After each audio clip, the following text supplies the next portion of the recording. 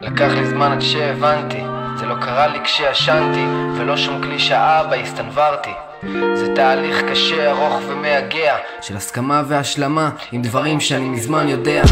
אני יודע שאני חי בשביל האומנות שלי, ועכשיו אני מבין לא לחכות להזדמנות שלי, פשוט לעבוד על השיט שלי ובלי חששות, לממש את התשוקה שלי, את מה שנולדתי לעשות. אני לא בטוח שאני יכול כי כל זה לא מדע, אבל אם עכשיו לא אנסה אני לעולם גם לא אדע ואיך אחיה עם עצמי כשלא נתתי את כולי, איך אסתכל במראה אם במראה זה לא אני בכלל. ואנשים אומרים לי פרץ בוא הנה, תראה את זאתי איך הצליחה עדן אלנה. אסור להיות שענן אחי, לא להיות אפתי, אתה צריך להיות עקבי, להישאר גם רלוונטי. וזה לא שאני אנטי, אני מבין את כל זה, אבל זה לא מרגיש כל כך נכון, זה לא מרגיש שזה זה. אני לא מרגיש שיש מרוץ כי גם אין פה מנצחים, אני לא מנצח אם יש לי 50 מיליון עוקבים ב-X או אינסטגרם.